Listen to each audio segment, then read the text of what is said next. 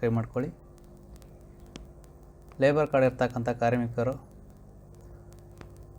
ಮದುವೆ ಸಹಾಯಧನ ಯಾವ ಥರ ಪಡ್ಕೊಳ್ಳೋದಪ್ಪ ಆನ್ಲೈನ್ ಮುಖಾಂತರ ಅರ್ಜಿಗೆ ಹಾಕೊಂಡು ನೋಡೋಣ. ಯಾವ ಥರ ಅಪ್ಲೈ ಮಾಡೋದನ್ನು ನೋಡೋಣ ಬನ್ನಿ. ಲಾಗಿನ್ ಆಗ್ಲಿಕ್ಕೆ ನಿಮ್ಮ ಮೊಬೈಲ್ ನಂಬರ್ ಹಾಕಬೇಕಾಗುತ್ತೆ. ನೀವು ಕಾರ್ಡ್ ಇರ್ತಕ್ಕಂಥ ಕಾರ್ಮಿಕರಾಗಿದ್ದರೆ ನಿಮ್ಮ ಲಾಗಿನ್ ಆಗ್ಲಿಕ್ಕೆ ಈಜಿ ಇರುತ್ತೆ. ನಿಮ್ಮ ಕಾರ್ಡು 1 ವರ್ಷ ಅವಧಿ ಮುಗಿದಿರಬೇಕು, ಆವಾಗಲೇ ಅಪ್ಲೈ ಮಾಡೋಕ್ಕೆ ಬರುತ್ತೆ. ಮೇಲ್ಗಡೆ ನಂಬರ್ ಹಾಕ್ಕೊಳ್ಳಿ, ಕೆಳಗಡೆ OTP ಹಾಕ್ಕೊಳ್ಳಿ, ಲಾಗಿನ್ ಮಾಡಿ.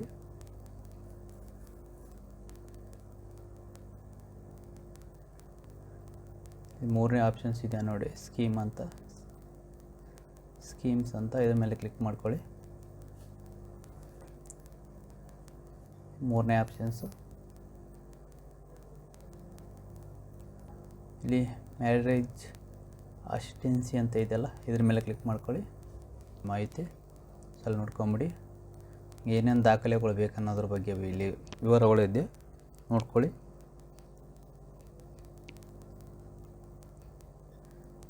ನೀವು ಏನು ಹೊರ ರಾಜ್ಯದಲ್ಲಿ ಮದುವೆ ಏನಾದರೂ ಆಗಿದ್ದರೆ ಅಫಿಡವಿಟ್ ಸಲ್ಲಿಸ್ಬೇಕಾಗುತ್ತೆ. ಕರ್ನಾಟಕದಲ್ಲೇ ಮದುವೆ ಆಗಿದ್ದರೆ ಅಫಿಡವಿಟ್ ಅವಶ್ಯಕತೆ ಇರೋದಿಲ್ಲ.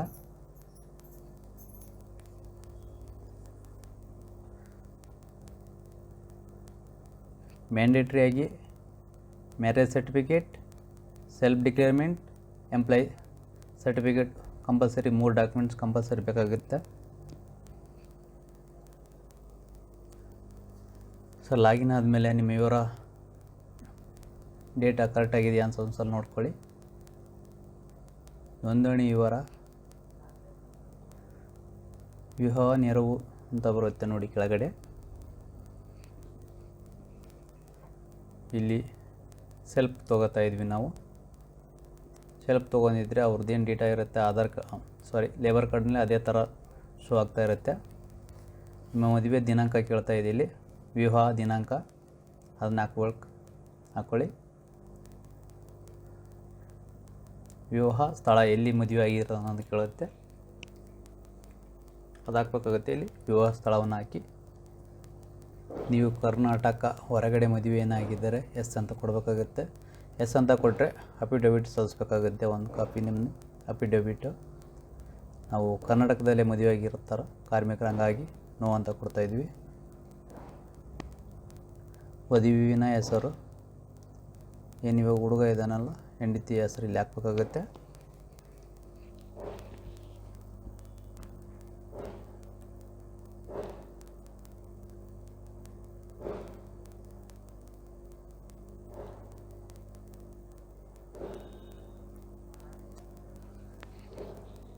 ಇಲ್ಲಿ ಮ್ಯಾರೇಜ್ ಸರ್ಟಿಫಿಕೇಟ್ ಅಂತ ಇದೆಯಲ್ಲ, ಇಲ್ಲಿ ಅಪ್ಲೋಡ್ ಮಾಡಬೇಕಾಗತ್ತೆ. ಈ ಎಂಪ್ಲಾಯ್ ಸರ್ಟಿಫಿಕೇಟ್ ಯಾರು ಕೊಡ್ತಾ ಇದ್ದಾರೆ, ಏನು ಯೂನಿಯನ್ ಕಡೆಯಿಂದ, ಗ್ರಾಮ ಪಂಚಾಯತ್ ಕಡೆಯಿಂದ, ಲೇಬರ್ ಇನ್ಸ್ಪೆಕ್ಟರ್ ಕಡೆಯಿಂದ ಅಂತ ಕೇಳುತ್ತೆ. ಯಾವುದಿರುತ್ತೆ ಅದನ್ನ ಹಾಕ್ಕೊಳ್ಳಿ. ಆ ಎಂಪ್ಲಾಯ್ ಸರ್ಟಿಫಿಕೇಟ್ ಡೇಟ್ ಏನಿರುತ್ತೆ ಡೇಟ್ ಹಾಕ್ಬೇಕಾಗತ್ತೆ. ಅದೇ ಥರ ನೇಮ್ ಆಫ್ ಯೂಸ್ ಎಂಪ್ಲಾಯ್ ಸರ್ಟಿಫಿಕೇಟಲ್ಲಿ ಇರ್ತಕ್ಕಂಥ ಹೆಸರು ಅವ್ರದ್ದು ಹಾಕ್ಬೇಕಾಗತ್ತೆ.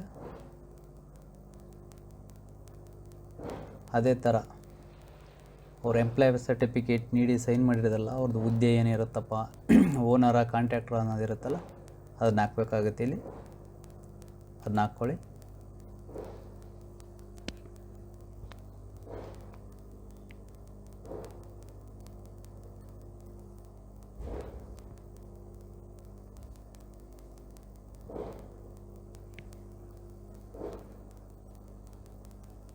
ಅವ್ರ ಮೊಬೈಲ್ ಸಂಖ್ಯೆ ಇದ್ದರೆ ಮೊಬೈಲ್ ಸಂಖ್ಯೆ ಕೂಡ ಹಾಕಬೇಕಾಗುತ್ತೆ.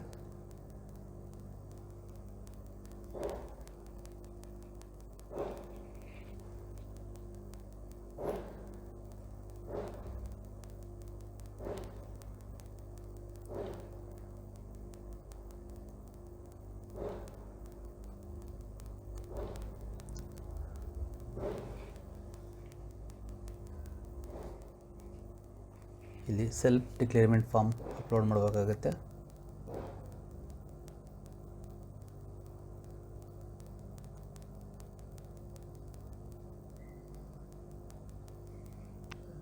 ಮೇಲ್ಗಡೆ ಎಂಪ್ಲಾಯ್ ಸರ್ಟಿಫಿಕೇಟ್ ಅಪ್ಲೋಡ್ ಮಾಡಿದ್ದೀವಿ, ಅದನ್ನು ನೋಡ್ಕೊಳ್ಳಿ. ಫಸ್ಟ್ ಎಂಪ್ಲಾಯ್ ಸರ್ಟಿಫಿಕೇಟ್, ನೆಕ್ಸ್ಟ್ ಸ್ವಯಂ ದೃಢೀಕರಣ ಪತ್ರ, ಎರಡು ಅಪ್ಲೋಡ್ ಮಾಡಿದಾದ್ಮೇಲೆ ಒಂದ್ಸಲ ನೋಡ್ಕೊಂಬಿಡಿ ಯಾವ ಡಾಕ್ಯುಮೆಂಟ್ಸ್ ಅಪ್ಲೋಡ್ ಆಗಿದೆಯಲ್ಲ ಅಂತ. ಅದೇ ಥರ ನಿಮ್ಮ ಬ್ಯಾಂಕ್ ವಿವರವೆಲ್ಲ ಕರೆಕ್ಟಾಗಿದೆಯಾ ಅಂತ ಒಂದ್ಸಲ ಚೆಕ್ ಮಾಡ್ಕೊಳ್ಳಿ.